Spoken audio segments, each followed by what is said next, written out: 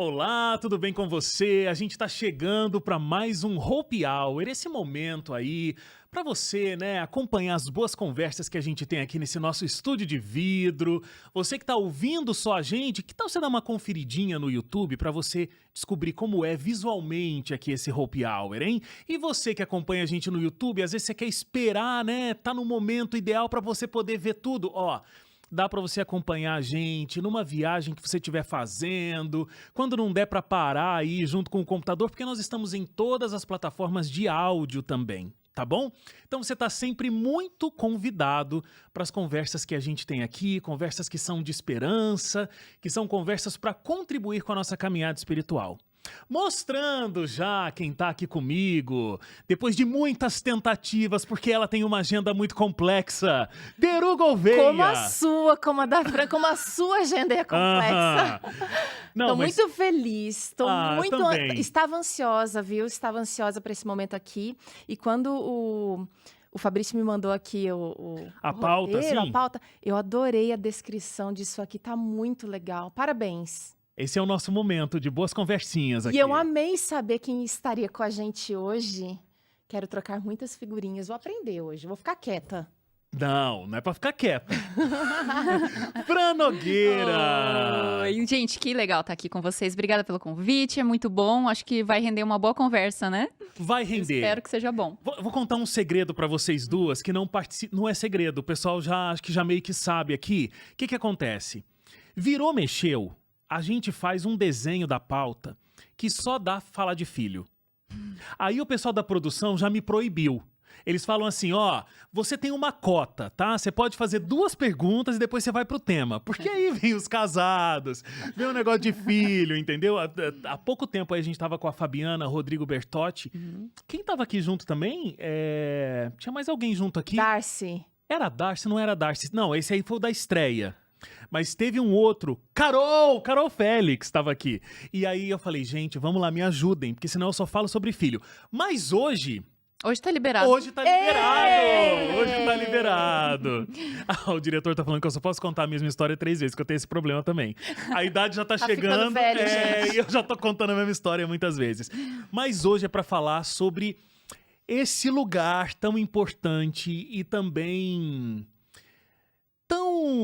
como que eu posso dizer? A gente vai falar sobre maternidade, e aí por muito tempo, né? Acho que a Teru pegou essa fase. Né, quando você teve a sua primeira gravidez, as pessoas não falavam abertamente sobre o que era a maternidade e o que eram os dissabores que também existem, além das muitas alegrias.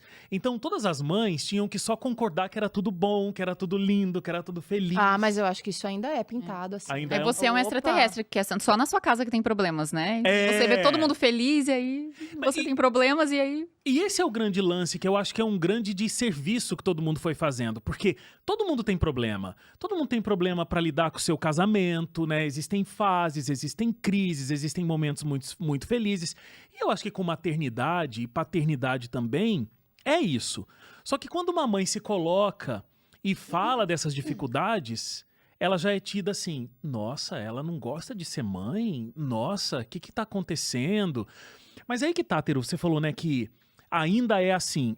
Ainda é assim, mas existem já pessoas que falam, Sim. né?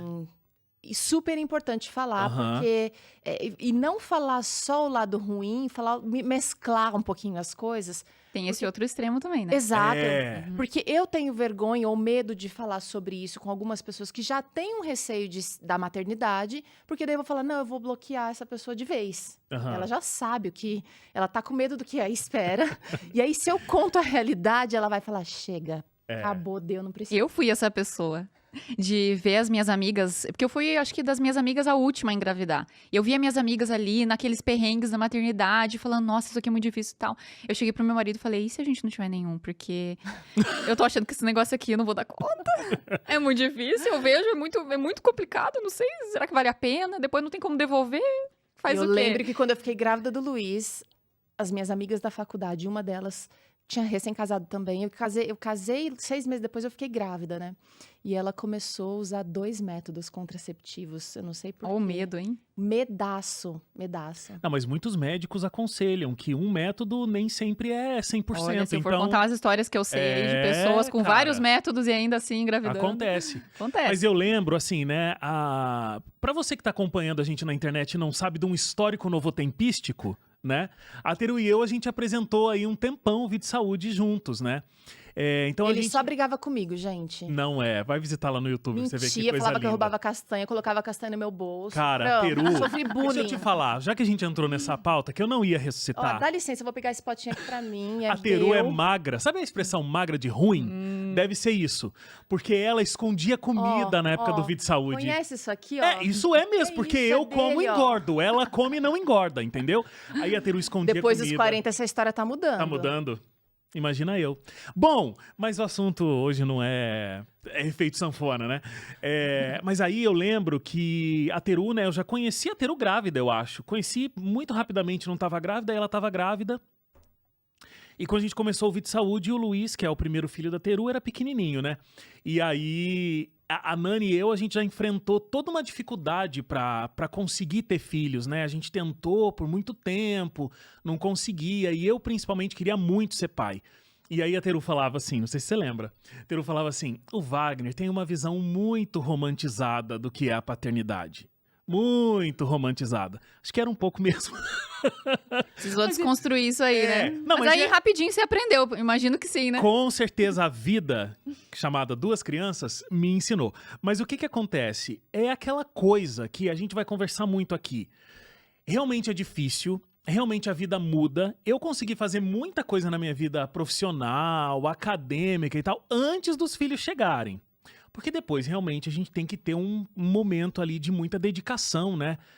Pra ter os filhos. E eu tô falando aqui numa posição ainda de pai, né? Realmente, na sociedade que a gente vive, o papel da mulher quando tem filho é muito diferente da situação do pai. Ela tem que abrir mão de muito mais coisas que os pais acabam tendo que abrir, né? E esse é um outro ponto. Eu queria saber, pra gente começar, mas daqui a pouquinho eu tô fazendo um suspense, pra ver se a gente ganha uma audiência. O que te levou, Fran, a esse negócio de, de repente acho que não é pra gente, hein? Olha essa galera toda tendo filho e se lascando, pra, de fato, você decidir embarcar nessa missão. Mas antes, deixa eu falar aqui dos nossos anúncios, porque assim, ó, Teru conhece muito bem essa revista também. É uma revista linda que fala sobre educação de filhos. Darleide Alves é a autora dessa edição da revista Esperança, que é um guia de estudos. Pais preparados, filhos de caráter. Então, muito sério, né? O título já diz tudo. A gente precisa se preparar para que os nossos filhos realmente sejam filhos de caráter. Tem temas lindíssimos aqui. Deixa eu até abrir o índice para falar um pouco sobre eles. O que a gente vai fazer pelos nossos filhos? Amor, instrução, repreensão. A Darleide fala aqui, por exemplo, de castigo, sobre correção, qual é o lugar disso, qual é o lugar daquilo. Como ensinar para as crianças sobre sexualidade? Você que tem essa dúvida, quando que você vai começar a falar sobre esse assunto? Quando não é para falar? Questão das telas. Todo mundo está muito alerta a isso hoje em dia, as dificuldades que essas telas apresentam para os filhos e muitas vezes é o que nos dá um minutinho de paz, né? Coloca ali, liga o celular, mas o que isso pode trazer de dificuldades ou não? Então você pode pedir a sua revista, é incrível, né, Teru? Você também fala muito dela lá no... Já li, é minha no Vida e Saúde. queridinha. Acho que todo pai, toda mãe deveria ter, todo professor poderia ter. Verdade. E todos os avós também. Porque os avós participam e, às vezes, a gente se confunde com tanta informação, com tantas sugestões puxando cada um para um lado. Solidez, ela está baseada aqui na palavra de Deus e isso é indiscutível. A Darleide tem uma carreira de anos já, né, lidando com famílias e tudo mais, então ela traz esse conteúdo, mas sempre com a palavra de Deus aberta, né? A instrução da Bíblia está muito presente aqui, então por isso que E a experiência dela, ela criou uma filha muito bem. E ela, com muita segurança, e ela ensina um pouquinho pra gente dos segredinhos dela aqui. Vale a pena Você vai mandar ligar? Tem o site. Então vai logo, corre. Você que tá vendo a gente no YouTube, tem o link, que é só você clicar. Mas você que tá aí em outra plataforma, novotempo.com/escola bíblica. novotempo.com/escola bíblica. Filhos preparados, pais preparados, filhos de caráter. Super indicamos. E aí, a gente sempre fala aqui do NT Play, aí aproveitando que a Fran tá aqui, a gente tem um produto lindíssimo com a Fran, que na época a gente chamou Receitas de Natal, mas ele não está datado para ser consumido apenas Dá pra fazer no o ano Natal. todo. Dá, não dá, Fran? Já Vamos quero mostrar- agora. Pode ser Natal em julho? Pode, tem receitas lindas, ficou muito bonito esse produto. Cadê? Tá aí, Fabrício, olha lá, ó. A Fran, lá na cozinha dela, que é lindíssima. A gente gravou lá na sua casa, né, Fran? Foi mesmo. Nossa, agora eu tô olhando meu cabelo mais comprido. Parece Deu que eu tava mais saudade? jovem, né? É a câmera. Essas são as telas, mais as jovem. telas da Novo Tempo fazem isso com a Maravilhosa. gente. E tem receitas muito bonitas, muito saudáveis. São todas receitas veganas que a gente fez. Receitas fáceis. Fáceis, não Isso era é coisa importante. complexa. Isso é importante. Né? Uhum. Como foi pra você, Fran? Ah, eu gravar esse amei, produto? né? Pra mim, assim, eu que gravo sozinho, faço receitas e gravo sozinha, ter uma equipe produzindo isso, eu Sonho, achei, né? foi um sonho. Eu chego lá e só apresento, não preciso, Como assim, né? eu não preciso editar, eu não preciso organizar as coisas. Não, foi maravilhoso, ficou lindo esse projeto, eu recomendo todo mundo que não assistiu ainda, assista, quem já assistiu, vai lá e reassista, porque vale a pena, né? E é legal porque, assim, você tem, de repente, um encontro aí de amigos, você tem que levar um prato. Então, realmente, ele não tá centrado pro Natal. É que Natal, a gente tem um monte de pratos especiais e coisas, né, muito bonitas. A gente quer caprichar elaboradas. um A gente quer pouquinho, caprichar. né? Então, aí tem várias dicas de coisas que você pode caprichar com uma certa simplicidade Sim. de fazer. Não tem nada... Nada muito né? complexo, se você não é expert na cozinha, nada disso, ainda assim você vai conseguir fazer, então vale a pena. Aí eu acho que, Sou inclusive... suspeita pra falar, né? Mas- Suspeitíssima, mas eu também. Mas é muito bonito mesmo. E aí, Fran, eu acho que no último episódio, que a ceia tá toda pronta, aí já mostra toda a sua família, A lá família também, né? comendo. A gente finge que tá tudo bem, que tá todo mundo comendo em paz, tranquilo ali. Que ninguém tá captando o som. A gente, agora senta, fica quietinho na cadeira. Aquela coisa. Ó, você pode... Você já tinha 3 nessa época? Já. Já. Foi em 2020... 2022. Faz pouquinho tempo. Não, 23. Não, 22. Não foi ano passado, foi 22. 22. Tá no NT Play, ntplay.com, você pode procurar lá receitas de Natal, aí você vai achar esse produto e todo o nosso conteúdo que tá na plataforma do streaming, né, NT Play, também você consegue encontrar no nosso canal do YouTube, youtube.com/ntplay, você procura a Fran lá, receitas de Natal, tá lindíssimo esse projeto. Eu tô vidrada Muito aqui, bom. eu não tô nem comentando, tô só observando a receita. Como Mas esse é um assim? problema- Ela coloca açafrão no demolho da castanha. Amei essa que ideia. fica amarelinho parecendo queijo, né? Fica... Perfeita. Fica Chama com a ela cor no de vídeo queijo. saúde, boba. Eu acho Demorou. também. Eu Tô acho. merecendo um convite. Eu acho. Demorou. eu Terça, vamos pegar uma terça que daí ela já faz o programa todo. Opa. É isso aí. Fran, vamos lá. Você falou que observou nesse momento, né?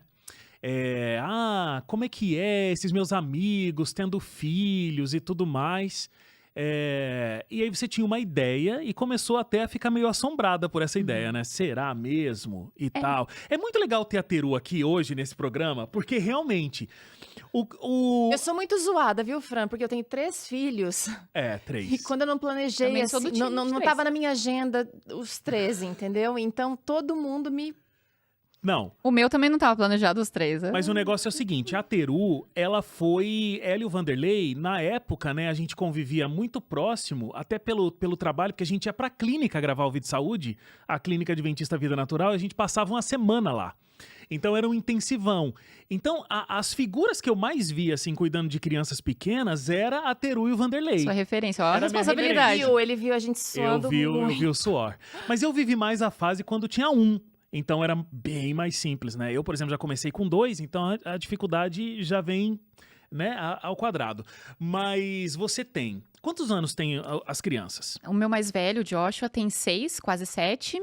Aí o do meio tem 5, acabou de fazer 5, o Noah. E a pequena vai fazer 3 agora, semana que vem. Menina, Olivia. que loucura, É. né? Não? A escadinha boa. Não a recomendo, gente. Fica a dica. É. Perrengue, agora tá ficando bom. Mas Não. o começo foi sofrido. A Teru falou sobre não ser também a pessoa que desanima os amigos, né?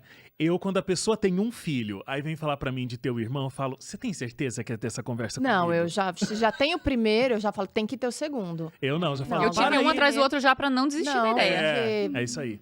O segundo é bem mais fácil, você já sabe o que esperar, você já sabe o que vem, e pode até ser surpreendido do outro lado, vem uma criança mais calma, que dorme a noite inteira. Mas e a formação de quadrilha que dá aos irmãos? Ah, isso aí, meu filho. Você já tá com a tua esposa, Você já tem educa uma bem- quadrilha formada, entendeu? Então, Educa tem bem que o mais balancear. velho que os outros vão seguindo, Pronto. entendeu? É. Lá em casa é assim, a gente foca em educar o mais velho que os outros eles vão acompanhando. E é isso mesmo, né? Um espelhinho. Mas estamos abrindo muitas abas aqui, né? Vamos falar da sua transição de ai, será? Para não, vamos ter. Tá.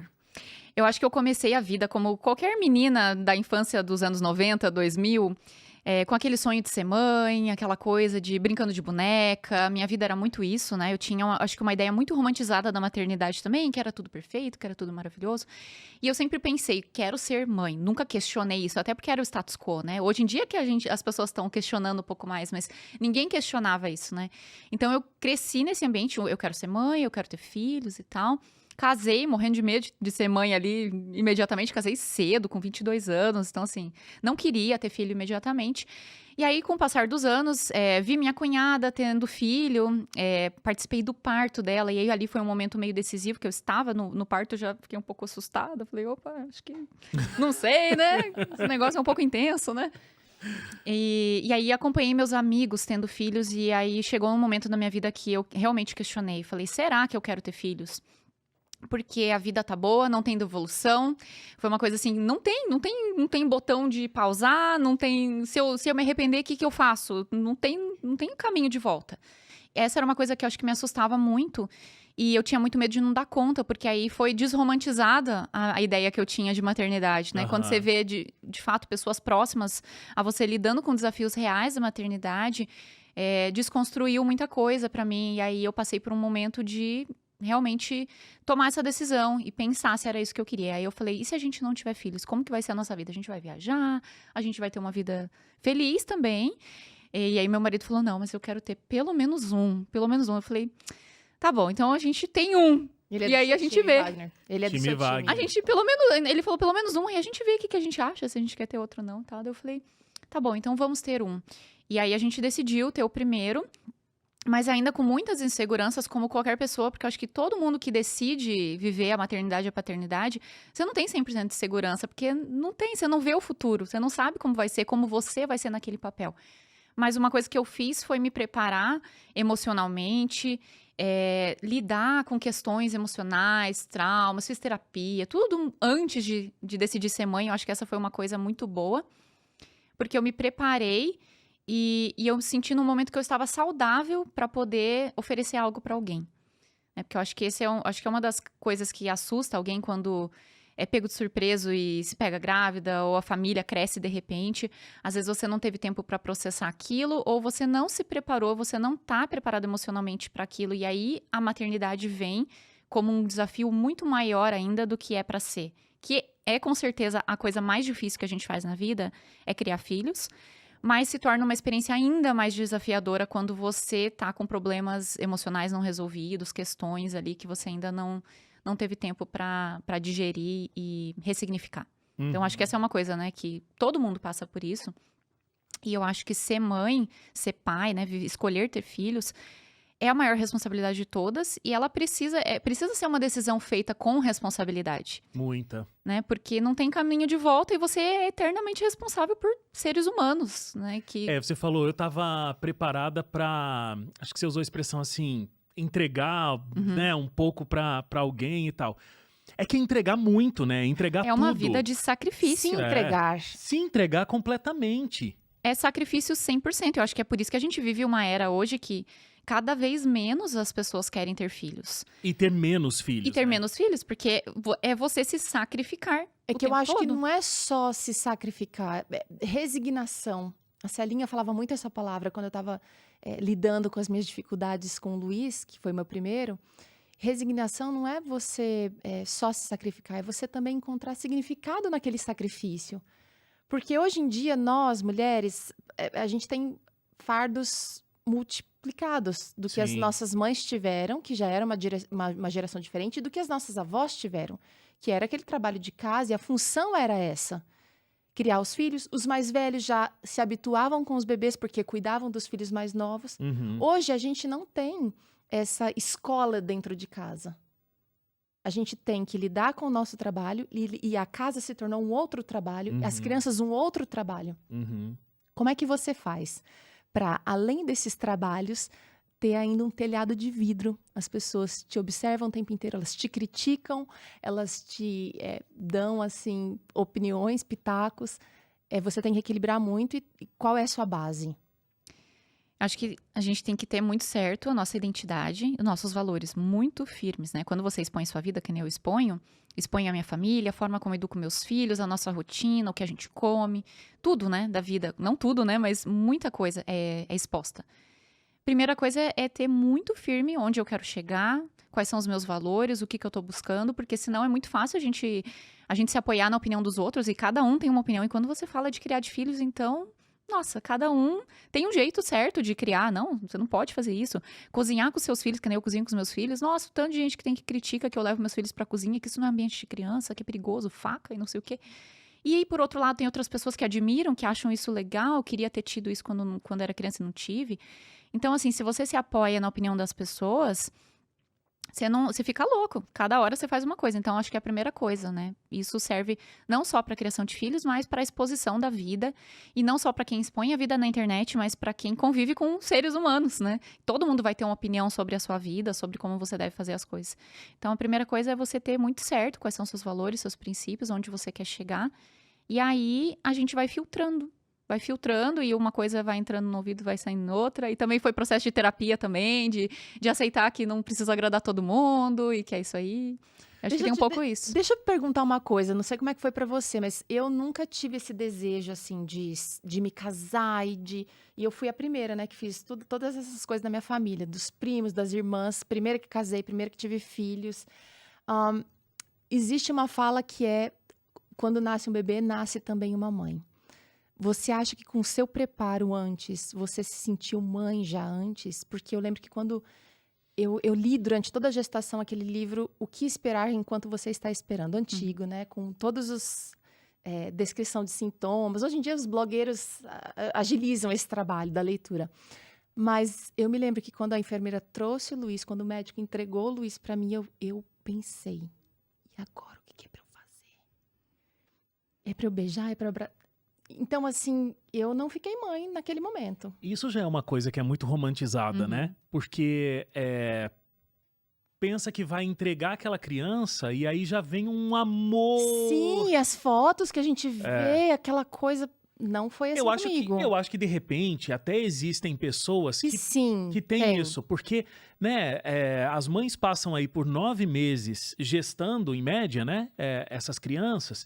E aí já tá incutindo ali na cabeça, né, um amor por aquela criança que tá ali na barriga e tudo. Aquela curiosidade de como vai ser o rosto dele, né, ou dela. Mas aí... tem essa de, e agora, o que eu faço aqui? É que ainda é abstrato na gravidez, né? Pra mim era extremamente abstrato. O povo, você tem que conversar com seu bebê na barriga. Eu falei, mas... Eu também achava era uma super coisa, estranho. eu não conseguia. Nenhuma das minhas gravidezes eu ficava conversando com o bebê. Ai, toca música pro bebê na barriga e faz isso, faz aquilo. Eu não era essa pessoa. E pra mim, no começo, com a minha primeira gravidez, ai, será que eu vou ser uma mãe ruim? Porque eu não tô querendo conversar com o bebê na barriga? Será que não sei o quê?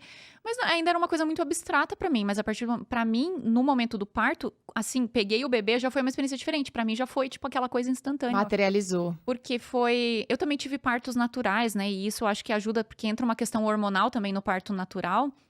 Você não tem muitas interferências, então vem uma descarga de hormônios ali, meio imediata. Isso ajudou um pouco nesse processo. Mas é uma construção, é um relacionamento. Né? Você não vai... Você conhece uma pessoa hoje, você pode até meio que se apaixonar por pessoa, assim, à primeira vista e tal, mas você vai construir o amor com o tempo, com a convivência. Então, acho que essa é uma das coisas que a gente acha que a gente nasce sabendo, é o instinto materno, mas o instinto materno, o que é o instinto materno, né? Porque, às vezes, a gente não sabe como lidar com o bebê, não sabe como é que troca uma fralda direito, não sabe como que faz as coisas. Não sabe se aquele choro é de fome ou é de quantas dor. E quantas vezes. O choro acho que é uma das primeiras coisas que a gente tem, é o primeiro choque de realidade que a gente tem. Tá chorando porque tá com fome, tá chorando porque não dormiu, tá chorando porque tá com gases, tá chorando porque... Acho que é o primeiro choque de realidade quando você se torna mãe. Eu não sei identificar o choro dessa criança. Mas eu achava que eu ia pegar o bebê. Eu achava. E eu ia levar pra casa, eu ia colocar ele no berço e eu ia continuar fazendo as minhas coisas. Na hora de amamentar, eu amamentava, trocava, colocava lá e eu ia viver minha vida. Seguir a vida, né? Não é, né? Doce ilusão. Foi duro. Esse choque foi duro. Agora, não troco. A gente tá falando, parece que tá falando mal aqui, né, de ter filhos, mas assim, eu vejo como Deus tem misericórdia da gente, dando pra gente essa oportunidade de ser pai e mãe. Gente, é muito único, é muito. Eu quero mais e mais aprender. Não, acho que não adianta. Você não consegue imaginar mais a sua vida sem aqueles seres, né? E eu acho que é por isso, inclusive, que tem até que se tomar muito cuidado com esse sentimento, porque depois eles vão crescer. Aqui ainda a Teru já vive isso um pouco, né? Porque o Luiz tem 17. Então o Luiz já tá longe, tá estudando. É que tem 2 ainda em casa, mas tem aquela coisa do ninho vazio que é tão forte, porque a gente, né, pega aquele momento, a gente não sabe mais o que é viver sem. Eu tenho uma experiência, né, a Nani e eu, diferente da de vocês, porque, inclusive, não houve um parto, né? Os nossos filhos são nossos filhos por adoção. Mas aí foi muito interessante, porque também na história de adoção tem muita romantização. E aí tem aquela coisa que você vai olhar para a criança e você vai falar, meu Deus, eu construí a minha família, tá aqui, que coisa linda. E não foi nada disso. A primeira vez... Muita adaptação. Eu encontrei com eles, aí beleza, a gente conheceu, foi um pouquinho caótico, pauta para outro programa. Mas aí no segundo dia que a gente encontrou com eles, eu lembro, como se fosse agora, assim. A gente estendeu um edredom para brincar. Então a minha filha tinha 3 anos e o meu filho tinha 9 meses. Acho que 8 meses. Não, 7 meses. 9 meses foi quando chegou em casa. Aí eu olhei assim, eu fui tirar uma foto da Nani com eles no edredom. Eu olhei, fui tirar aquela foto e falei, quem é essa galera e o que tá acontecendo aqui? Entendeu? E é isso. Agora, aí vai sendo construído, né? Você falou sobre essa construção, esse relacionamento e como as coisas vão se estabelecendo. E hoje, né, não se sabe mais. Você se vê num papel não só de profissional, de esposo, né? Os papéis que você tem na vida, você tem que aprender a se ver no papel de pai, de mãe, que é um processo interno nosso também, quando nasce uma criança, a gente conseguir se enxergar o nosso parceiro, né, o seu cônjuge, também naquele papel, é toda uma adaptação para todo mundo, né? Não é uma coisa tão simples, né? E eu acho que muita gente hoje tem medo disso, de viver isso. E eu acho que, por um lado, a gente tinha essa era da romantização, que tudo é lindo, tudo é perfeito e tal, maravilhoso. E aí aquela mãe que passava dificuldade, que são todas, né, 100%, elas, que tem algo de errado comigo, eu não sou uma boa mãe, por que só o meu filho não dorme, por que só o meu filho não come?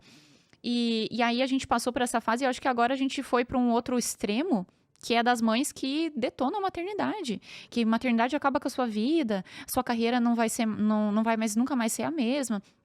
O seu corpo, né? A gente vive num país que é extremamente cultua o corpo, né? E eu vejo muitas mulheres que falam, eu não quero ser mãe porque isso vai estragar o meu corpo. E eu não quero. Então, tem muitos motivos, eu acho, que levam as pessoas a não viver isso, mas a gente partiu, acho que, para um outro extremo também de pessoas que querem desconstruir essa ideia romantizada e acabaram partindo para um outro extremo, e aí acabam levando muita gente junto, achando que, nossa, eu não sei por que alguém decide ter filhos, porque isso aqui é horrível, deve ser horrível. É que acho que a gente vive um momento nunca antes de um egoísmo muito grande, né? A gente tá voltado pra gente mesmo, egocentrismo. A gente tá voltado pra gente mesmo, e além disso, as coisas que a gente faz, a gente quer tudo muito rápido e com muita facilidade. Nenhuma dessas duas coisas combinam com maternidade, né? Você não tem garantia nenhuma, né? Não é o pior investimento que você vai fazer, porque você não tem garantia nenhuma. Você vai ter filho, você não sabe se vai dar bom, se vai dar ruim. Você vai investir, vai gastar dinheiro, vai pôr tempo, você não sabe o que vai dar. Você fica na esperança de que vão ser bons seres humanos, que você no futuro vai ter um relacionamento bem construído, estabelecido com eles. Mas, em termos de investimento, não é um bom investimento, né? Você vai se doar muito por aquilo. E muita gente olha e fala assim, por que eu vou me submeter disso? Eu vou ter que abrir mão, e para a mulher é extremamente difícil, né? Porque tem que abrir mão da carreira, muitas vezes. A gente tem vivido, acho que, uma desconstrução do homem, no papel do homem nisso tudo também, que antes era uma pessoa completamente alheia, afastada, né? Meu pai, por exemplo, ele viu meu marido trocando fralda e ele virou para ele e falou assim, nossa, eu nunca troquei uma fralda da sua esposa. Nunca? Eu já falei isso aqui. O meu pai é um pai maravilhoso, maravilhoso. Ele nunca trocou uma fralda, nem minha, nem do meu irmão, mas isso era uma coisa da geração deles, Sim, né? Não era o papel deles, eles não se sentiam... não sentiam que era essa responsabilidade era deles, e o papel da mulher era outro também. A mulher não trabalhava. Hoje em dia a mulher trabalha, precisa ser mais dividido. Tem outras coisas que envolveram, né, que envolvem isso. Mas é uma questão que eu acho que a gente cada vez mais tem se polarizado nas opiniões, né, de pessoas que acham que todo mundo tem que ser mãe, todo mundo tem que viver isso, e se você não vive, você é 100% egoísta, se você não vive, você é egocêntrico e é a sociedade do narcisista e tudo mais. E por outro lado, as pessoas que acham um absurdo isso, que você não pode viver isso, você tem que cuidar de você, você tem que fazer mais do que... Tem mais o que fazer da vida. Isso é coisa pra quem não tem ambição, isso é coisa pra quem não tem uma vida feliz, precisa preencher o vazio com filho. Tem tantos e tantos argumentos, né?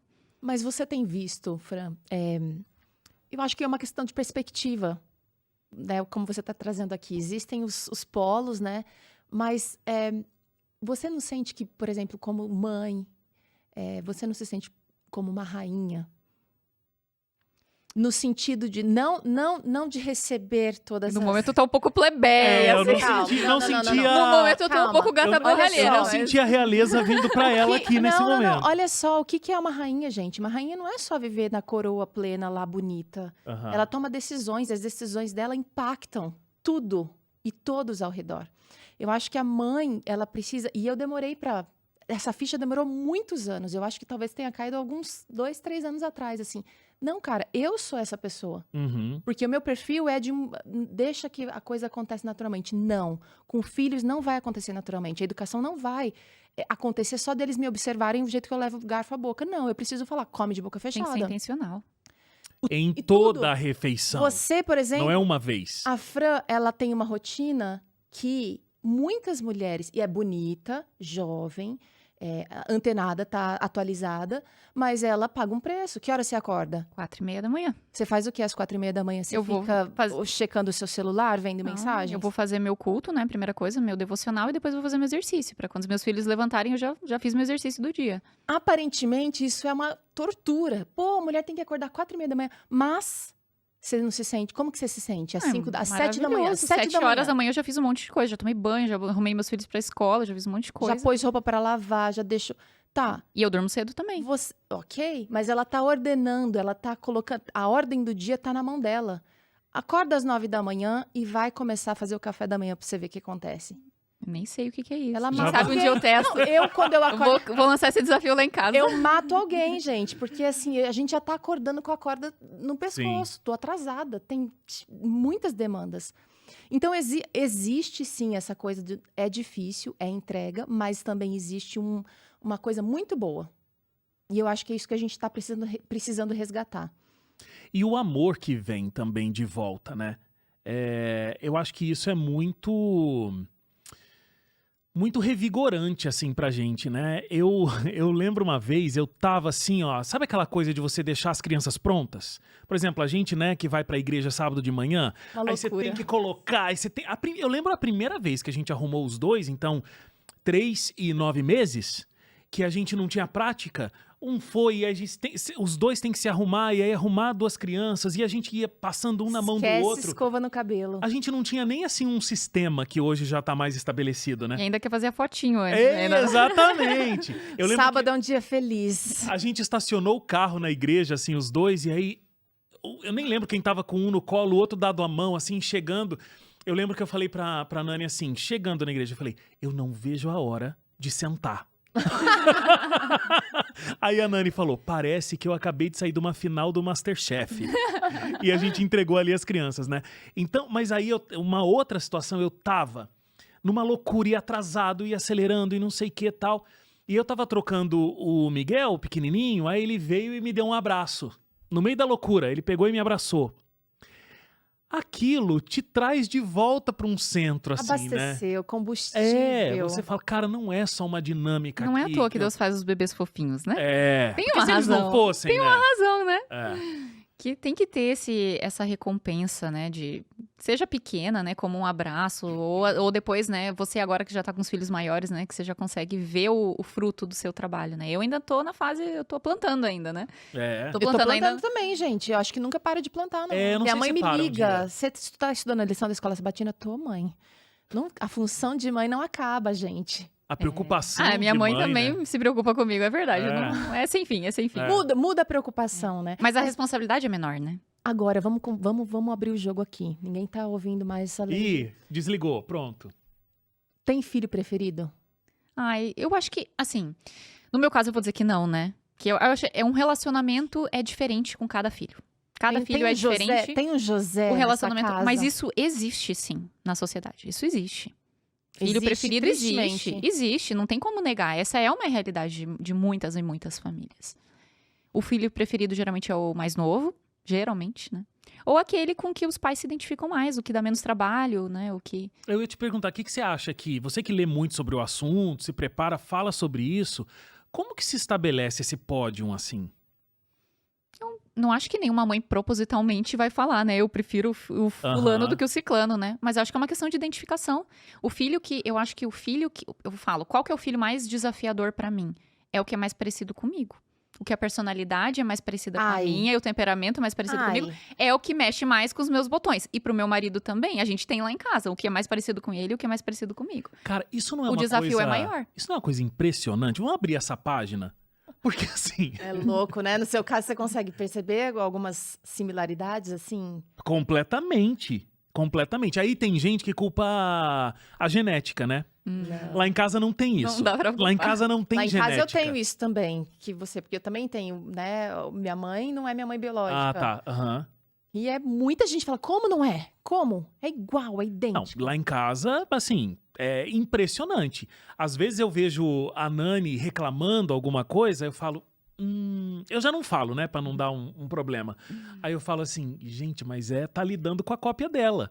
E não é só do lado dela, acontece comigo também. Que eu olho uma situação assim, eu falo, meu Deus, mas eu tô lidando comigo mesmo agora. Um aspecto, né? A minha filha é muito parecida com a Nani. Personalidade, bom, fisicamente também, né? Isso é incrível. Mas personalidade, muito. Eu lembro uma vez que eu viajei pra praia com os dois, eles eram pequenininhos ainda, só eu, sem a Nani. E aí, numa determinada situação, eu falei, cara, eu trouxe a miniatura da Nani. Ela não veio, mas ela veio. Tá bem Eu representado. lembro bem dessa representado. postagem, Você perdeu carteira, foi alguma coisa assim? Não? E ela agindo como se a Nani estivesse lá. Mas aí, ela... Eu fui uma criança, Fran. Vamos lá. Conta, Momento abre. terapia. Momento Terapia. terapia. Deita no divã. Vamos lá. Eu fui uma criança muito faladeira, né? Falava demais. Nossa, não dá pra imaginar. Não imagina. Não. Não, uma Tô criança tanto. quietinha, Nossa. introspectiva, né? O diretor foi. Então eu chegava e eu falava verdades. Minha mãe e meu pai morriam de vergonha. Meio sem filtro, assim? Zero. Isso eu já consegui desenvolver um pouquinho mais. Será? Hoje tem um pouquinho mais de filtro. A Sofia é igualzinha. Ela chega e fala. A professora da escola, ela sabe. A professora, ela pode chegar na minha casa e não vai ter novidades pra ela. Conta tudo. Porque ela vai saber tudo, ela vai saber o funcionamento da minha família. Então, às vezes eu tenho que falar, filha, não é tudo que a gente fala. Ó, isso. Vamos guardar aqui pra gente conversar em casa. e Esse tal. probleminha aqui, não vamos expor, né? Não vamos expor, isso é uma coisa muito nossa. Então, eu tenho que lidar com a Sofia como minha mãe lidou comigo completamente. Meu pai teve que lidar comigo, porque fala igualzinho eu. Igual. Então, a gente lidar com essa coisa com a gente mesmo, né? Representado ali no filho, é muito complexo. Você revive a sua infância, e aí tem uma coisa que eu aprendi na terapia, que pra mim foi chocante e eu levei bastante tempo pra processar, que é a inveja que os pais sentem dos filhos. Quando você tem um filho parecido com você, isso aumenta, porque assim, você põe uma comida, por exemplo, no meu caso, serviu um almoço ali maravilhoso, delicioso, numa quarta-feira, uma comida chique, gravei, sobrou ali e tal. E aí meus filhos não querem comer. Eu ficava revoltada. Como assim não quer comer? Mas isso aqui, você não tem noção do que é isso aqui. Eu não tive isso aqui quando crescendo. Eu não tinha um risoto numa quarta-feira pra comer, ou sei lá o quê. E aí eu fui, no processo de terapia, eu fui entender os momentos em que eu tinha inveja dos meus filhos, principalmente nesses momentos, porque eles estavam tendo aquilo que eu não tive, e como eles ousavam não serem agradecidos por aquilo, como eles ousavam não valorizar aquilo. Então, eu acho que quando a gente tem um filho parecido com a gente, também desperta um pouco desse sentimento, que é uma coisa que, poxa, que mãe quer admitir que tem inveja dos filhos? Eu achei pesadíssimo. Eu fiquei semanas discutindo esse assunto para eu processar essa ideia de que uma mãe tem inveja dos filhos. E que todas as mães têm inveja dos filhos. Não é alguém que tem mega problemas emocionais. Todas. Tem certas situações, né? Quando a gente fica revoltado. Como você usa? Não valorizar isso aqui. Então, quando a gente tem uma criança mais parecida, a gente tá revivendo a nossa infância também, nesse aspecto, né? Porque eu vejo os meus filhos, assim, o meu que é parecido comigo, eu só não vou falar aqui pra não falar too much, mas Ele vai eu assistir vejo... depois, né?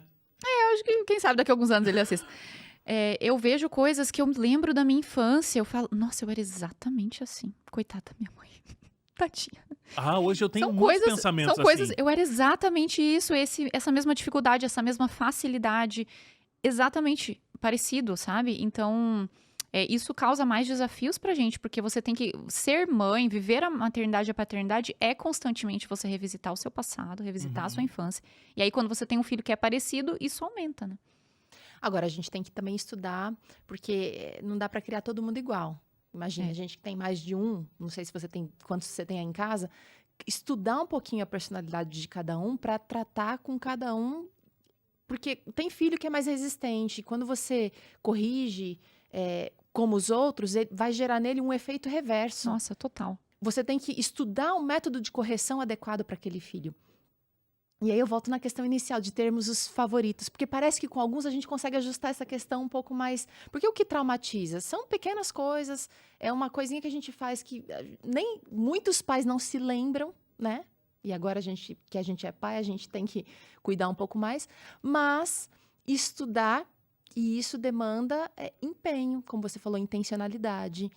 Não é fácil a gente equilibrar todos os pratinhos. Eu quero saber de você, Fran. Eu vou voltar na questão do telhado de vidro, porque eu também enfrento um pouco disso, bem menos do que você. Eu venho pra cá e todo mundo performa nessa vida, gente. Não é porque a gente tá na televisão ou na internet. Uma recepcionista precisa performar. Uma pessoa que tá limpando, ela precisa performar, no sentido de ela precisa ser educada. Ela não vai expor os problemas dela para todo mundo, mas em casa é aquele lugar onde a gente vai expor, onde a gente devia estimular essa exposição, porque para acolher os sentimentos. Como que é para você que tem essa exposição e que tem que performar também, porque a sua performance não é só para ficar bonita na foto, é também para estimular outras pessoas. Tem um aspecto educacional, um aspecto... E de missão, né? De missão. Espiritual também envolvido nisso. Como que é para você equilibrar? E você falou, né, que faz o seu devocional, seu culto pessoal todos os dias. Eu acho extremamente pesado o fardo que é você... Porque assim, quando você é exposto na internet, já naturalmente você tem uma responsabilidade social. O que você fala, as pessoas acreditam. Você é responsável, as pessoas vão acreditar se você está indicando algo. Se você está vivendo um estilo de vida, você está promovendo aquilo. Os seus defeitos estão sendo promovidos também, estão sendo expostos também. E pessoas podem olhar para os seus defeitos e achar que aquilo é normal e que tá tudo bem. Então, eu sinto que é uma grande responsabilidade. E aí, quando você é cristão, né? Você adiciona uma camada de complexidade ainda muito maior. Porque é o testemunho, é você tentar trazer pessoas para mais perto de Jesus, é você passar um bom exemplo. Então, é extremamente pesado e eu sinto o peso dessa responsabilidade. O que me conforta é ver os frutos que, com todos os meus defeitos e todas as coisas erradas e ruins que eu sou e que eu faço, ainda assim existem bons frutos, existem pessoas que são beneficiadas com a minha fala, com o meu estilo de vida, são abençoadas, são inspiradas. E ver que Deus, ele completa o que é imperfeito e ele completa, faz a parte dele, eu faço a minha e ele completa o resto. Então, assim, no meu caso, eu vivo uma vida muito, muito, muito perto de Deus, assim. Eu tento buscar muito em Deus isso e buscar essa força para poder oferecer algo para as pessoas, para poder ser aquilo que talvez alguém precise no momento.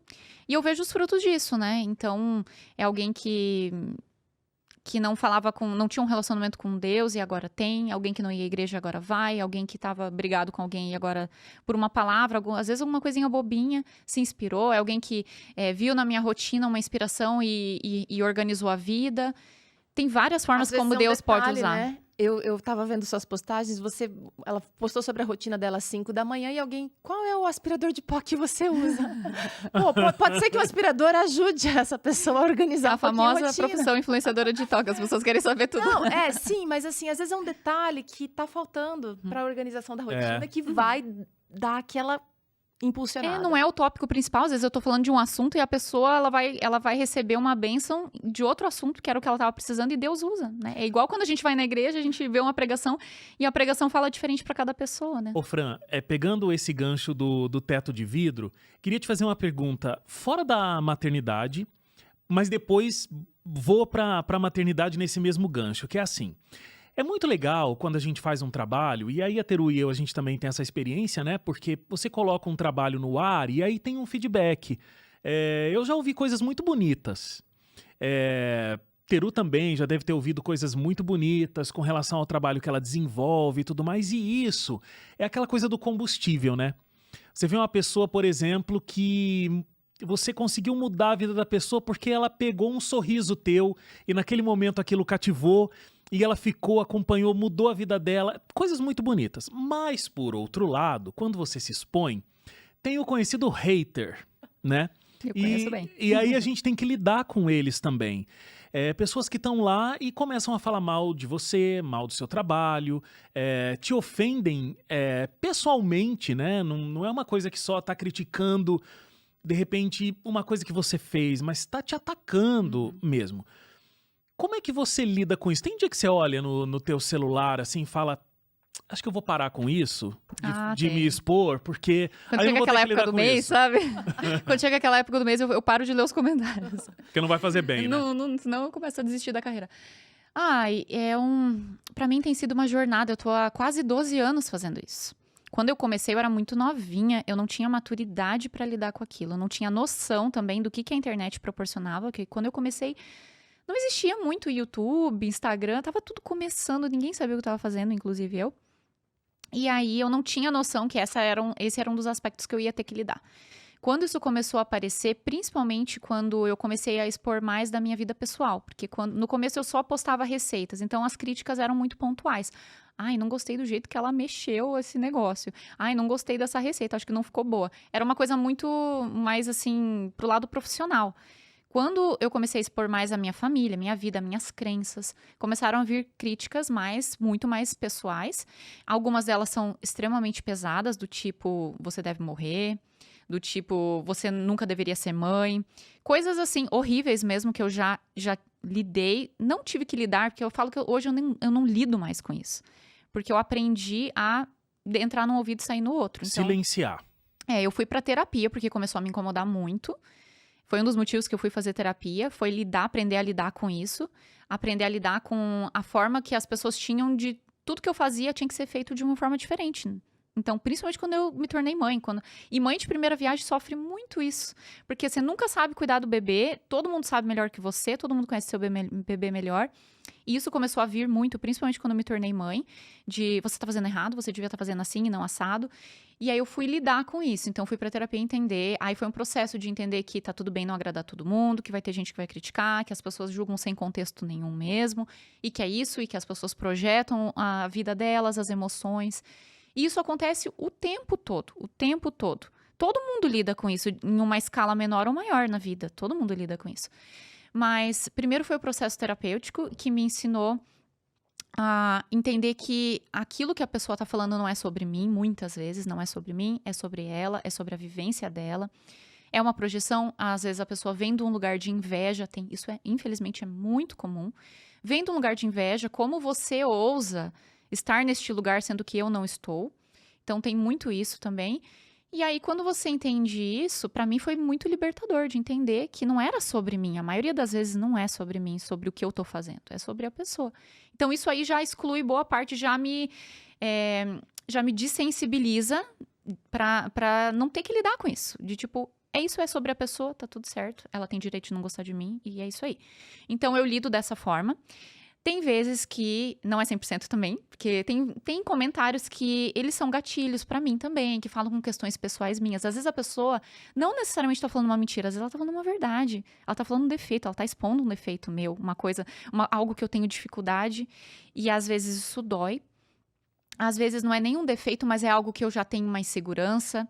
Então mexe com muitas coisas, então às vezes o que a pessoa fala vai mexer. E você responde? Você tá Às dizendo vezes, que hoje... às vezes, a maioria das vezes, eu diria que, sei lá, 80% das vezes eu simplesmente ignoro, eu deleto. Aham. Mas às vezes eu sinto que eu tenho o desejo de responder a título de, não de autoafirmação, mas de educação para quem tá ali. Porque eu acho que internet é uma coisa muito recente. A vida exposta de uma pessoa na internet é algo muito recente. As pessoas ainda estão aprendendo a lidar com isso. Uhum. As pessoas ainda estão aprendendo o limite de até onde eu posso ir comentando na vida dessa pessoa, ou quem tá criando conteúdo e se expondo, até onde eu posso expor. Ainda é uma coisa muito recente. Se olhar, é coisa de 10 anos pra cá. Uhum. Então, eu acho que existe esse caráter educacional também de você gerar reflexão. E também, no meu caso, por ser criadora de conteúdo, essa é a minha profissão, também eu aproveito, às vezes, algumas oportunidades de hates que vêm para gerar uma discussão, para gerar uma pauta interessante e para fortalecer a minha comunidade.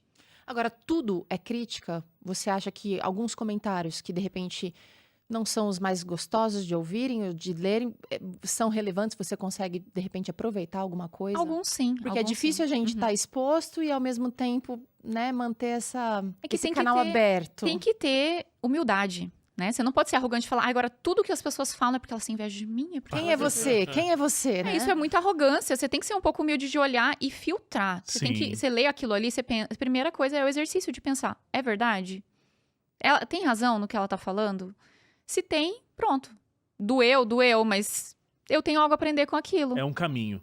Como é que é pra você, Teru? Porque você não se expõe nas redes sociais, né? Muito. Mas você tá na televisão todos os dias. Como é que você lida também com críticas e esse tipo de coisa? Ai, eu dou uma ignorada também. Uma que eu não tenho muito, como a Fran falou, é bem pesado. Esse lance de se preparar, as pessoas olham a gente como profissional, criador de conteúdo, apresentador e tal, mas se esquecem que a gente é gente. E a gente tem dia que não quer pôr maquiagem, que você não quer arrumar o cabelo. Assim, eu quero estar sempre bem. Mesmo em casa, eu tô ok, gosto de me olhar no espelho. Mas é pesado, então eu escolho não dedicar tempo a isso. E assim, parece até egoísmo da minha parte, porque eu aprendo tanto vendo outras pessoas. Quando eu tô bem, né? Quando eu não tô bem, é melhor não entrar, porque daí eu já fico também meio... Não é egoísmo. lá. Não acho que é egoísmo. Sim, mas é uma escolha. Eu preciso fazer essa escolha. E eu já penso o seguinte, eu já tô exposta naquele momento do dia. Tá bom. Ao mesmo tempo que às vezes eu fico pensando, nossa, as pessoas queriam saber como é a Teru sem maquiagem. Será que ela faz almoço, esse almoço que ela fala que é bom aqui no Vida e Saúde na casa dela? E, cara, eu faço. Sim, rola um arroz com ovo, arroz, feijão e ovo. E tomate. E banana. Não, eu amo. Lá em casa é assim. Banana com farofa. Rola, mas as pessoas acham que a gente é só aquilo. A gente não é só aquilo que tá postado. Uhum. Tem dia da faxina. Tem gente que olha pra mim e fala, não imagino você fazendo faxina. Poxa, vai todos os dias na minha casa. Porque é uma romantização, né? Todos os dias. Que tem isso também, o hate vem disso também, a pessoa, ela tinha uma expectativa gigantesca em cima de você, porque o hate geralmente é o que era fã. Ele era muito seu fã, muito seu fã. É mesmo? E aí você faz, geralmente é assim, ele era muito seu fã, tipo assim, obcecado com você, e aí você fez alguma coisa que decepcionou, aí pronto, Acabou o mundo. Tocou acabou. ali em algum lugar que pra ele foi uma coisa difícil, Então, né? eu já não tenho estômago pra lidar com isso. Eu acho que eu sou muito fraca e prefiro nem entrar no ringue. E você não precisa, né? É, Eu tô sim. exposta porque é a minha profissão, é o meu trabalho. E eu sinto que é a minha missão. Eu acho que a despeito dessa dificuldade, dos desafios que essa exposição causa, eu ainda vejo a minha missão na internet, na minha missão com Deus, o meu trabalho com Deus, tá ali. Então, isso me dá propósito. Essa é a minha missão, mas não precisa ser a missão de todo mundo. Eu acho que Sim. se eu não sentisse esse chamado, assim, é difícil pra caramba. Eu ia preferir Aham. também não postar o que eu tô fazendo, onde eu tô indo, o que eu tô comendo, enfim. Outro dia alguém falou pra mim, nossa, você sabe que você tá recebendo um salário que você não saca todos os meses, cada mês, porque você tem uma exposição pela TV que você podia estar aproveitando no seu pessoal. E eu sempre penso, cara, e o dia que eu não estiver mais como apresentador? Porque eu estou apresentadora, mas eu não sou só isso. E aí eu penso, eu vou fazer outras coisas e tá tudo bem. Tá tudo bem. Eu não tenho essa necessidade. E aí as pessoas falam, mas você podia estar ganhando muito dinheiro. Podia. Nem tudo é sobre o dinheiro. Exato. Eu tô priorizando um pouquinho mais disso, porque dá muito trabalho, vocês sabem, quem é pai, quem é mãe, quem é marido. E tem um outro aspecto da mãe e do esposo, do pai, né? A gente precisa ser marido e mulher, que é uma coisa dificílima de equilibrar. Principalmente quando as crianças são pequenas, porque eles demandam tanto, e aí você tá lá naquela parceria que você vira dois... Muito casamento acaba. Vocês viram dois educadores. Colegas de quarto, Colegas de quarto. Então precisa cultivar, não é uma coisa que você vai lá dar um beijinho e resolveu. Não, a gente precisa cultivar o relacionamento e isso é muito importante para paternidade, para maternidade. E demanda. Eu falei que eu ia puxar isso e aí todos nós podemos responder essa pergunta também. Porque assim, ok, tem o hater, tem silenciar o hater, mas você acha que falou isso, Fran, em algum momento aqui? Mãe, principalmente de primeira viagem, sofre muito porque ela nunca tá preparada, segundo os olhos dos outros. Nem moral nenhuma. Nem moral nenhuma. Como é que ela cuida daquele bebê? Então vão vir conselhos de todos os lados e dos mais diferentes aspectos. Você tá dando repolho, não é pra dar repolho. Você tá dando não sei o quê, você tá usando a fralda que você comprou descartável, que absurdo, você tá acabando com o meio ambiente. Então, assim, tudo que você faz tem o seu julgamento e sempre tem alguém... E tem o lance, vocês estão vendo que já tá um desabafo aqui, né? Sempre tem o lance do bebezinho, que eu dei esse exemplo mais clássico, mas aí depois a criança vai crescendo, e aí sempre tem também o conselho que vem de como você tá educando o seu filho. Não, mas você não devia ter falado assim, você devia ter falado daquele jeito. Mas você faz isso? Como é que você faz isso? Mas isso vem de perto também, não é só da sensoria. Principalmente, né? Esse é o ponto. Eu acho que aí não tem muita diferença, porque talvez você até pode dar uma silenciada com mais facilidade nos comentários que vêm de pessoas que você não conhece. Mas de um modo geral, isso vem de quem tá de perto também. Opinião vai ter, vai ter. Como é que vocês lidaram com isso? Ou lidam, né? Porque tá aí ainda. Eu estudo, né? Então, assim, eu não fico tentando rebater muito pras pessoas, assim, né? Por exemplo, quando eu tive meu primeiro filho, aí foi fazer a introdução alimentar, e eu queria fazer o método BLW, que é que o bebê come sozinho e tal. Para as pessoas da minha família, minhas pessoas próximas minhas, elas acharam um absurdo aquilo. É um absurdo, como assim você vai dar uma autonomia para um bebê de 6 meses segurar uma cenoura na mão? Isso é absurdo. A criança precisa da papinha, porque é assim que se fazia e tal, toda aquela coisa. E eu falei, não, eu li, eu entendi os benefícios disso e tal. Eu tô amparada na ciência nisso, porque eu estudei, eu me preparei. Então, pra mim foi assim, eu sei o que eu tô fazendo, ou se eu não sei, eu tô fingindo que eu sei.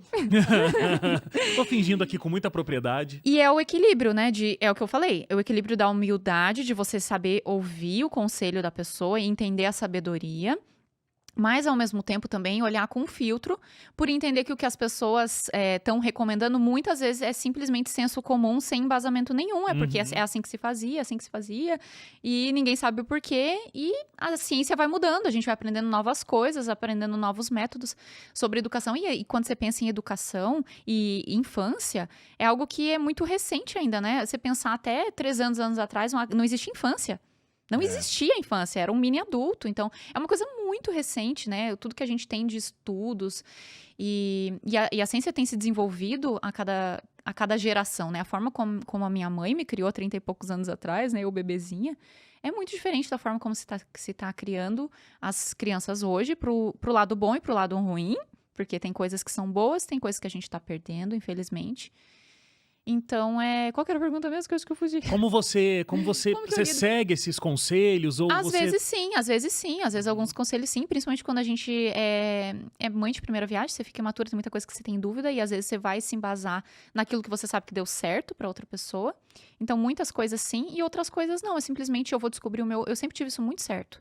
Eu vou descobrir o meu método de ser mãe, a minha forma de ser mãe, não é igual a da minha mãe, não é igual a da minha sogra, não é igual de ninguém. É a forma como meu filho também não é igual o que eu fui. Então, assim, cada criança exige como a Teru falou, cada criança exige uma educação diferente, uma abordagem diferente.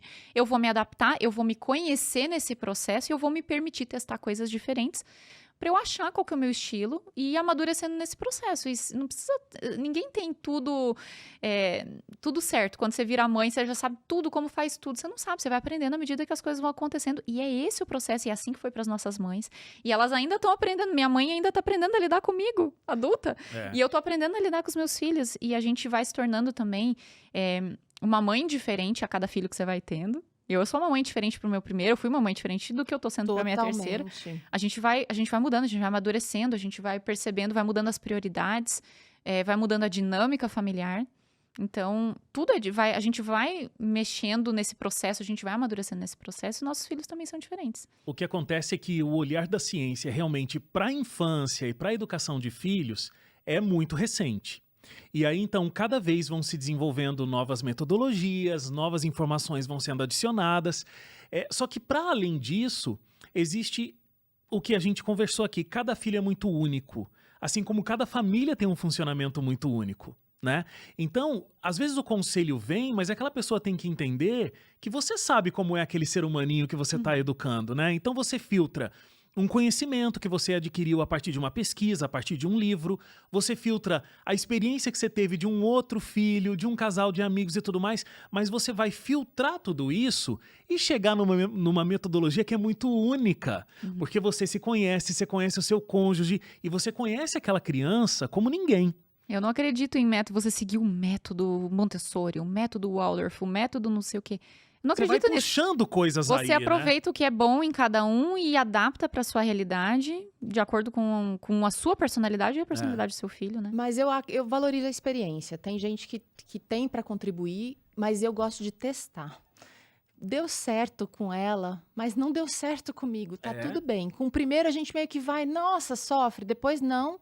Para você funcionou? Ó, beijo, que bom. Para mim não funcionou assim, eu preciso fazer. Agora, cuido muito com modismo. Sempre quando surge alguma coisa muito nova, eu dou uma segurada e espero para ver se depois que a poeira baixa, se é aquilo mesmo. E também filtro muito porque a gente tem muita orientação hoje, né? Infelizmente, eu tive acesso a essas orientações, muitas delas, quando a Lina já tinha 2 aninhos. Mas eu li muita coisa que, né, de envolvimento, de ensinar as crianças já desde trocar fralda, assim, o respeito próprio. Coisas super valiosas que os nossos pais não tinham. E essas informações poupam muitas palmadas, poupam muitas correções. Mas, de novo, é experimentar, ouvir. Eu gosto de ouvir, gosto de experimentar, mas é o meu método, é o que funciona lá em casa. Porque também não é só o que eu acho, é quem está comigo. Porque eu não vou estar lá 100% do tempo. E quando eu sair porta para fora, quem vai ficar lá vai seguir. Tem que, então, haver um alinhamento aí dessas novas... Eu, assim, vou dizer a minha opinião, espero não ser mal interpretado, mas eu acho assim, tem isso. Tem a informação que a ciência traz, tem o que você conhece de como funciona a sua família, de como funciona essa criança, da sua relação, né? Você e seu cônjuge, o que você acredita, o que o outro acredita. E tem que estar alinhado, né? Que já foram educações muito diferentes. Então você vai ter que colocar tudo isso numa mistura para você entender como você vai usar dependendo da situação. Eu não tô querendo dizer aqui com a minha fala que a gente vai ser uma ilha, né? Que porque outra pessoa externa à sua família disse, então eu vou ignorar completamente. Acho que pode ser ouvido. Mas a gente tem que tomar cuidado, porque tem gente que é especialista em dar pitaco na vida dos outros, que é especialista em querer dizer como você vai fazer as coisas, mas não necessariamente vai ser o melhor para você. Não necessariamente ela está ciente de como as coisas funcionam dentro da sua casa. Então é muito importante que você entenda, né, busque essas metodologias, entenda até de acordo com a sua crença, né, como você acredita nas coisas, o que a Bíblia vai trazer para você. Eu ia falar isso, é pautar na Bíblia, no fim das contas. Se você pegar todos esses modismos, como a Teru falou, e você vai falar, isso aqui tá alinhado? Porque tem coisas, se tem que estar alinhado com a Bíblia. Se não tá alinhado com a Bíblia, pronto. E aí você acaba silenciando esses curiosos que ficam tentando dizer pra você como é que você tem que fazer ou deixar de fazer as coisas, Às né? vezes você só tem que deixar a pessoa falar. Falou. Às vezes a pessoa só quer falar. Eu não sou combativo. A pessoa, assim, preguiça. Então a pessoa fala, às vezes... Eu sou do mesmo time. Eu assim, Você, nossa, sorria. que legal. Aí pronto, acabou. Porque se eu for falar, não, minha filha, não Você é entra assim numa que funciona, discussão, você gasta energia, às vezes. Mas a gente É. troca figurinha, a gente aprende muito também. aprende. Agora, essa questão de ser pautado pela Bíblia, ainda existe muito, assim, muita questão de interpretação. E aí eu quero saber da Fran, Wagner. Como é que você faz? Eu citei aqui palmada, vou evitar palmadas, né? Essa questão é uma super polêmica também. Nossa, Ai, demais. não, a vara. E tem lá, a Bíblia fala, pais, não ireis os vossos filhos, né? Me fala aí alguma lição que você aprendeu de maternidade com a Bíblia, que foi assim, ó, não, a Bíblia mostrou para uma outra direção. Limites, né? Como dá-los. Eu vejo muito, assim, nas redes sociais, principalmente, um movimento muito grande de mães em prol da educação gentil, que eles chamam de educação gentil, né? E eu nem gosto desse termo, porque, assim, a educação cristã bíblica é gentil. Mas não é a educação gentil que a gente conhece, né? Que coloca a criança muito no centro, eu acho, coloca a criança muito no centro. E não só isso, mas tira a autoridade, né, dos pais. Então, assim, eles falam assim, não, educação positiva. Eu li o livro da Jane Nelson, que é a fundadora da educação positiva, é um livro grosso, assim, eu li ele inteirinho. Também li. E teve algumas coisas que eu achei legal, sabe? Algumas coisas, olha, isso aqui é bem bacana e tal, mas teve... Aí quando você vai pesquisar a fundo e vai ver o que de fato... O que está por trás dessa filosofia, dessa forma de educar a criança, você vê que existe muita igualdade entre adultos e crianças. É muito colaborativa e eu não acredito tanto nessa educação colaborativa. Acho que colaborativa, sim, é colaborativa. Tem horas que a gente dá escolha para a criança. É muito importante desenvolver a autonomia e tudo mais. Mas existe uma hierarquia e eu acho que o meu medo principal com essas linhas educacionais que estão rolando hoje em dia é isso, você coloca muito a criança no mesmo pé de igualdade do que os pais e a criança vai decidir. Então, assim, eu vejo mulheres falando assim, seu filho está com dificuldade para comer, o seu papel é colocar o prato na mesa. O seu papel não é forçar o seu filho a comer ou você põe na mesa, ele vai comer se ele quiser e é isso. Não é assim. Aí eu queria ver a Não é assim próxima que página, funciona. tá? O filho não comeu o almoço, o que ele vai... Ele vai beliscar alguma coisa, é óbvio que ele vai beliscar. E no dia seguinte, e no outro, e quando ele perder... Sabe, eu acho que isso é um absurdo, gente. Você dá uma autonomia que a criança não tem maturidade. Condição de absorver. Ela não tem maturidade nenhuma pra saber que aquela decisão é importante pra ela, é boa pra ela. Então, quando a gente se coloca pra fora desse papel de educador mesmo, que você fica mais como um observador da criança, não vai trazer bons resultados, né? E aí muita gente... espalha essas ideias e tal, e educação positiva, e educação gentil, e não sei o que lá. Só que a gente ainda não viu os resultados disso, a gente não colheu o tempo suficiente para ver os resultados disso. Como é que essas crianças estão sendo criadas dessa forma? Como é que elas vão ser na vida adulta? Porque a gente não colheu esses resultados. Então, toda vez que eu vejo uma teoria que é nova, que tem aí 30, 50 anos, sei lá, E elas são bem atrativas. é muito legal, e é moda, e você vê todo mundo falando, e parece que se você não segue, você é um antiquado. Até porque eles pintam, quem não tá seguindo a onda, pintam os pais como monstros. Você A educação tá cansada de tradicional... gritar, você tá cansada de fazer isso. A educação tradicional, ela é sinônimo de autoritarismo, é a criança sendo espancada, é isso. A educação tradicional, a educação bíblica, então, é só isso. É só espancar a criança e eu mando e você obedece. É isso que as pessoas de fora enxergam, Eu não sei que né? Bíblia que leram, né? Infelizmente. E elas não entendem que existe o respeito, né? Então, assim, você vai tratar o seu filho com respeito em primeiro lugar, mas você é responsável por aquele ser humano. E é muito nítido. A gente é instrutor, né? É instrutor e é muito nítido que a criança, principalmente quando ela vai ficando maiorzinha, né? A minha filha, por exemplo, já tá com 8, vai fazer 9, aí, né, não tem muito tempo. Eles vão não querendo ouvir não cada vez mais, né? Só que então você vai entendendo assim que a criança quer que você permita que ela faça as coisas, mas você percebe que a criança vai ficando segura Ela se sente amada. quando ela tem limites. Isso é muito claro e muito óbvio. É claro que a criança não quer ouvir aquele não naquela situação específica. Ela se irrita, né? Ela não Mas ela quer. sabe que você se importa com ela. Ela sente o amor e o cuidado. E ela vai, inclusive, tendo segurança, porque ela sabe que tem um adulto responsável que está cuidando dela. A gente falou sobre educação bíblica e tudo mais, a gente falou dessa revista aqui no início. Tem um capítulo, quando foi lançado essa revista, tem um tempinho, né? Eu abri nesse capítulo, assim, já, vamos lá, quero ver isso aqui. Porque eu acho que esse é o grande desafio dos pais, principalmente com relação a tantas vozes hoje em dia, né? E a Darleide colocou o título aqui, corrigir também é amar. E isso é uma coisa muito complexa, né? Porque a gente tem que corrigir sem ira, a gente tem que corrigir com cuidado, a gente tem que corrigir com muita sabedoria, mas principalmente entendendo que é com amor, né? E o que você está fazendo é com amor. Eu gosto de ver a correção como quando a gente está andando perto de um precipício, numa estrada dirigindo, a gente tem uma percepção quando tem o guarda-reio e quando não tem aquele guarda-reio. A correção, a disciplina, ela serve, ela não tira a beleza da paisagem, mas ela dá segurança para a gente na estrada. E todo mundo precisa de disciplina, de correção, mas do jeito certo. E aí, quando a Fran fala que a Bíblia, eu fiquei pensando o seguinte, eu não posso me aprofundar em materiais que não sejam baseados na Bíblia antes de conhecer o que a Bíblia tem, porque são propostas muito atraentes e eu posso me desviar e posso vacilar. Então, eu preciso da base sólida, eu preciso disso aqui, Wagner, preciso de Deus me guiando, e aí sim eu vou analisar se as outras propostas podem agregar. Às vezes não vai agregar tudo, mas vai agregar um ponto ou outro, Sim. Beleza, mas eu preciso ter a base. A gente tem que ir. Já? Foi rápido, não foi? Nossa. Passou que eu nem vi. Ele falou aqui que tem 5 minutinhos pra gente terminar, e pra mim a gente tava começando ainda. Tem muito mais Sério pra falar. mesmo, sério mesmo. Fran, eu adorei ter você aqui com a gente. eu Também mesmo. amei. Foi muito bom, muito bom. Obrigada, bom. podem me chamar mais vezes. Pois é, a gente quer você mais vezes. Tem muito assunto pra gente falar ainda Nossa. também. Eita, minha Siri tá falando aqui A gente comigo. pode falar sobre papo de cozinha também com ela.